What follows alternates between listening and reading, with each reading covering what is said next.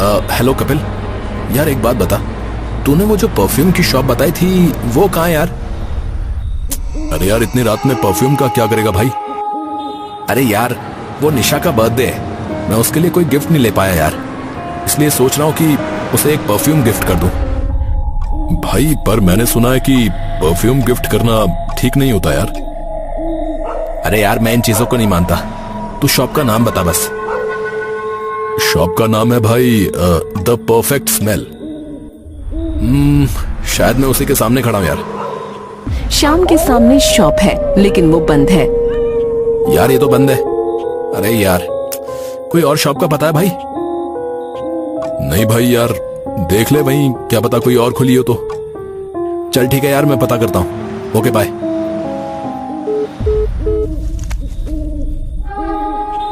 श्याम वापस जाने के लिए मुड़ता है, तभी उसे एक लाइट दिखती है जो एक छोटी सी दुकान में जल रही है। ये क्या है? लगता है कोई गिफ्ट शॉप है, चलकर देखता हूँ।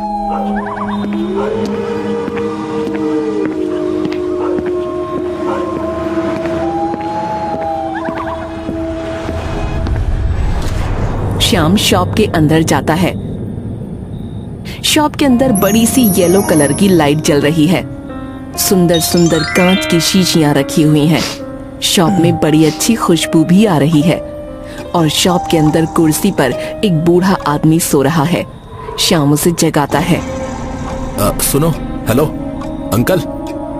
बूढ़ा आदमी उठता है। क्या है बोलो। अंकल ये क्या गिफ्ट शॉप है?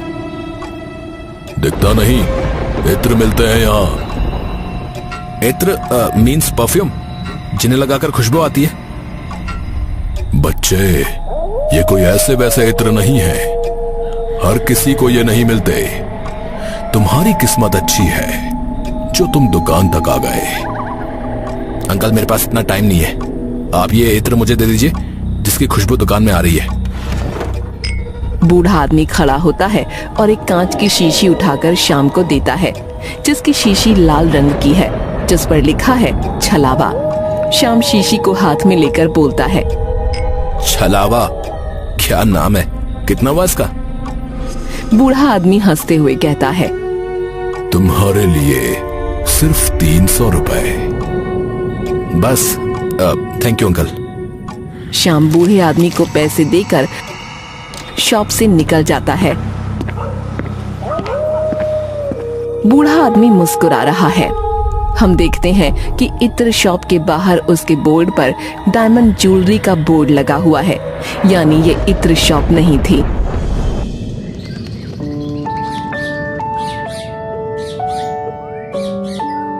सुबह होती है। श्याम अलार्म की रिंग से उठता है क्योंकि उसकी गर्लफ्रेंड निशा का बर्थडे है। वो जल्दी से तैयार होता है और अपनी डेट के लिए निकल रहा है। तभी गेट पर जाकर उसे याद आता है कि गिफ्ट भी तो देना है। अरे यार लेट हो गया यार, और अगर उसका गिफ्ट भी भूल जाऊंगा तो मेरा बुरा हाल हो जाएगा। पर रात को कहाँ रखा था इसका गिफ्ट? श्याम अलमारी खोलता है जिसमें लाल रंग का छलावा इत्र रखा हुआ है। श्याम इत्र को हाथों में लेता है और घर से निकल जाता है।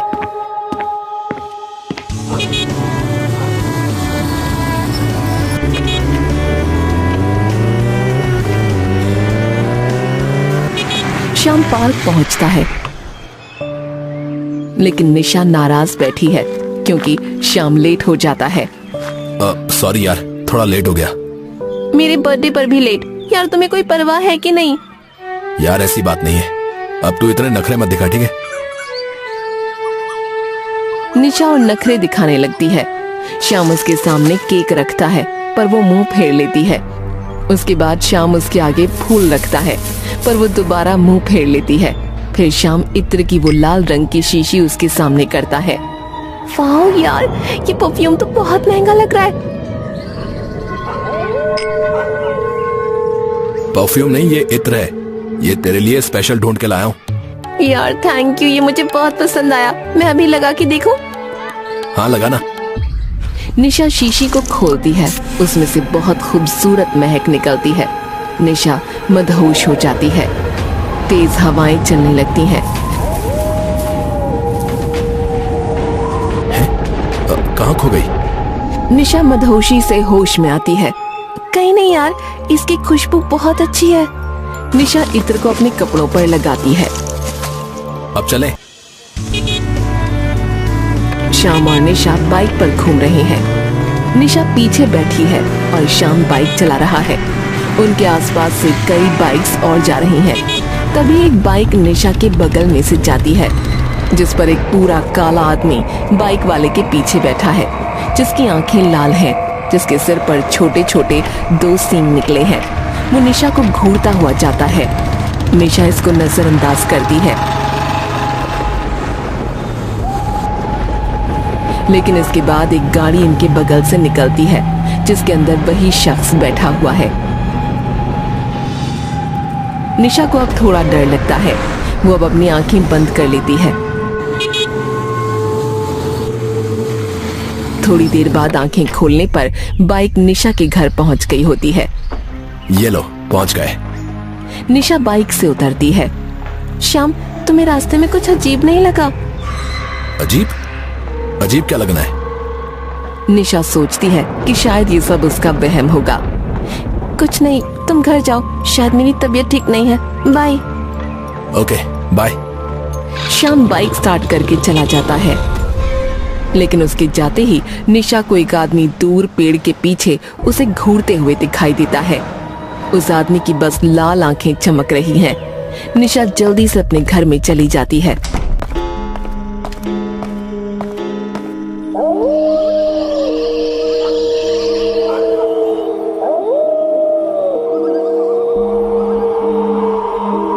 निशा रात में अपने कमरे में सो रही है।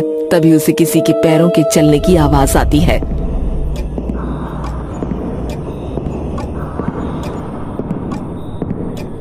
उसकी आंखें खुलती हैं और वो उठकर एकदम से अपने बेड पर बैठ जाती है। तभी वो आवाज बंद हो जाती है।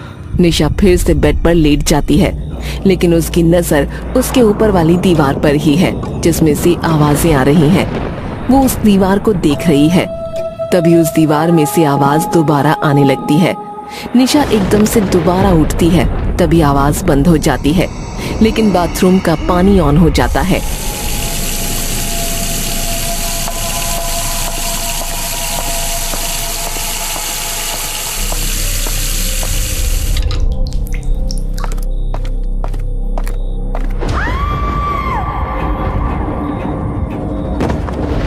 उसके सामने उसी परफ्यूम वाले अंकल की लाश पड़ी है। तभी निशा के पैर से उसे कोई घसीटता हुआ बाथरूम में ले जाता है।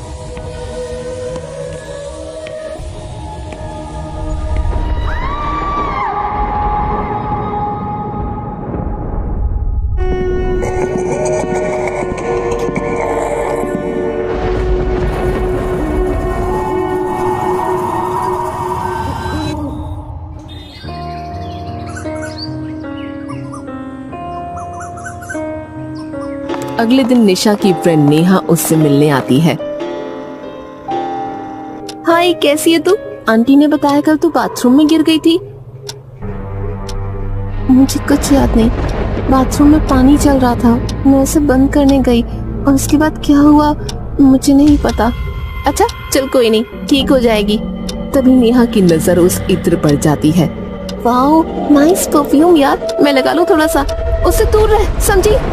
अच्छा बाबा ठीक है, नहीं ले रही। चिल्ला क्यों रही है? चल मैं कुछ खाने के लिए बना रही हूँ किचन में। नेहा अपने लिए किचन में कुछ खाने का बनाकर लिविंग रूम की तरफ चली जाती है। कुछ देर बाद निशा के सर में दर्द उठता है। मुझे कुछ नहीं पता क्या हो रहा है, मुझे नेहा से ऐसे बात नहीं करनी चाहिए थी। निशा उठकर किचन में जाती है, लेकिन वहाँ उसे नेहा नहीं मिलती, बल्कि किचन में उसे सब गार्डन की तरह दिखने लगता है। चारों तरफ उसे फूल दिखने लगते हैं। तभी एक फूल वो बाग से निकाल लेती है, लेकिन असल में ये गैस की पाइप है। गैस की खुशबू निशा को फूलों की खुशबू की तरह लग रही है। निशा अब इत्र अपने रूम में से अपने साथ लेकर नेहा के पास जाती है, जो कि अपने घर जा रही है। सुन नेहा, आई एम सॉरी यार, मुझे ऐसे बात नहीं करनी चाहिए थी। मेरी तबीयत थोड़ी खराब है ना। कोई बात नहीं, इट्स ओके। चल मैं तुझे गाड़ी में छोड़ दूं, मुझे वैसे भी वहीं जाना है।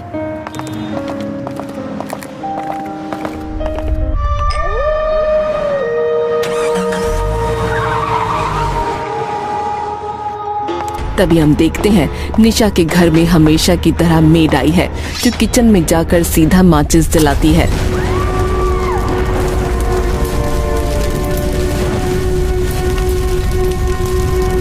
इतनी तेज मत चला यार, थोड़ा धीरे कर। गाड़ी की स्पीड निशा को नॉर्मल लग रही थी, इसलिए वो गाड़ी को तेज कर रही है। अरे धीरे तो है। अब निशा को रास्ते में वही सींग वाला काला आदमी दिखने लगता है। इसको तो छोड़ूंगी नहीं। किसको नहीं छोड़ेगी? निशा गाड़ी और तेज करती है। मुझे एक आदमी आजकल हर जगह दिखाई दे रहा है, उसी को पकड़ना है। गाड़ी भगाकर निशा एक जगह पहुंचती है। वो ब्रेक्स लगाती है। उसके सामने थोड़ी दूरी पर वही काला आदमी खड़ा होकर निशा को घूर रहा है। वो देख सामने, वो रहा। नेहा को वो आदमी नहीं दिख रहा। कहाँ है? कोई भी तो नहीं है वहाँ। मुझे डर लग रहा है निशा। डरना क्या है? आज या तो ये नहीं या मैं नहीं। निशा गाड़ी को एक्सेलरेट करती है और उसी आदमी की तरफ तेजी से बढ़ती है, लेकिन आखिरी वक्त पर नेहा गाड़ी की स्टीयरिंग घुमा देती है। कार का एक्सीडेंट हो जाता है।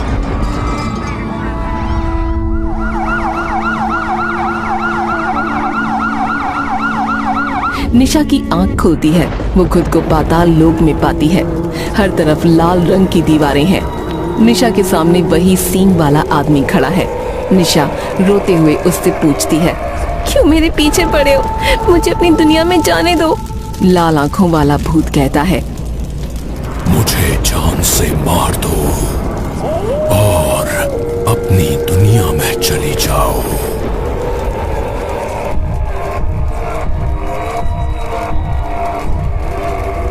भूत एक जगह जाकर लेट जाता है। हम देखते हैं निशा और नेहा अस्पताल में है, क्योंकि उनका कार एक्सीडेंट हुआ था। लेकिन निशा को छलावा दिख रहा है। असल में बेड पर नेहा लेटी हुई है, लेकिन निशा को वो भूत लेटा हुआ दिख रहा है। बस अब और नहीं, बहुत परेशान हो गई मैं। अब बहुत परेशान कर लिया तूने। अब तेरा दिखना मुझे हमेशा के लिए बंद होगा। निशा कुछ कैंचियों को अपने हाथ में लेती है। पाताल लोक में वो आग के कुछ डंडे अपने हाथ में लेती है। क्यों, डर लग रहा है ना तुझे? हाँ, जानता है उस रात मुझे भी ऐसे ही डर लग रहा था। जब मौत सामने होती है ना, ऐसे ही डर लगता है। अंतिम विदाई मुबारक हो। निशा पागलों की तरह नेहा को कैंचियों से मार मार कर छलनी कर देती है। निशा के मुंह पर नेहा का खून उछलकर लग जाता है। नेहा उसी वक्त मर जाती है। तभी पीछे से श्याम चिल्लाता है, निशा, ये तुम क्या कह रही हो? तुमने नेहा को मार दिया? निशा पीछे मुड़कर देखती है। उसका मुंह खून में सना हुआ है। उसको श्याम के चेहरे में भी वही भूत दिखता है। अच्छा, तो तू मेरे साथ खेल खेल रहा है? लेकिन मैं भी अब ठान चुकी हूँ, तेरी मौत मेरे हाथों ही होगी, चाहे तू कितने भी रूप बदल ले। इधर आ मेरे पास। वो चिल्लाकर श्याम के पीछे भागती है। श्याम भी डर के मारे अस्पताल से बाहर की तरफ भागता है। निशा एक रोड पर पागलों की तरह उस भूत को ढूंढ रही है। निशा अभी भी अपनी नजर में पाताल लोक में है। तभी निशा को वो भूत उसके सामने दिखता है। इधर श्याम एक गाड़ी में बैठा है और निशा उसके सामने है। निशा, तू अपने होश में नहीं है। किसी ने तुझे अपने वश में कर रखा है। मुझे पहचानने की कोशिश कर। मैं श्याम हूँ, श्याम। अच्छा, मेरे अपनों की आवाज निकाल कर तू सोचता है मैं तेरी बातों में आ जाऊं और तुझे छोड़ दूं? निशा, मैं ही हूँ, श्याम। ध्यान से सुन मेरी आवाज, होश में आ। निशा थोड़ी देर तक श्याम को घूरती है, पर उसे श्याम की जगह वही भूत दिख रहा है। मुझे बेवकूफ बनाता है। अब देख मैं तेरा क्या हाल करती हूँ।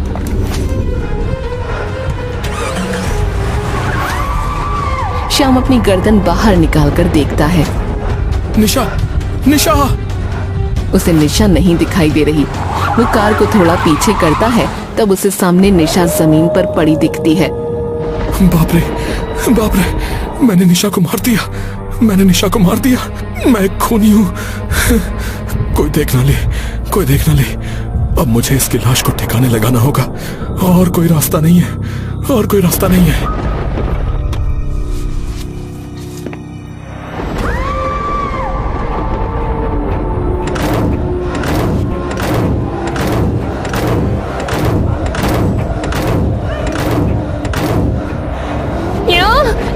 मैं तुझे छोड़ूंगी नहीं। तू मुझे मारना चाहता है ना?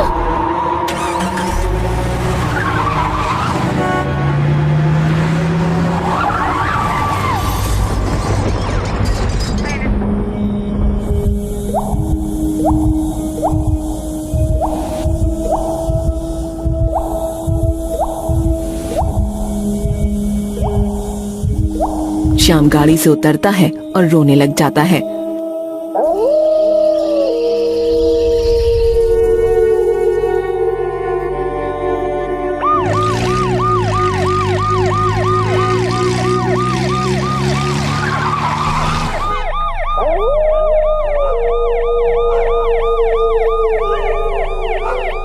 पुलिस श्याम को हथकड़ियां पहनाकर ले जा रही है।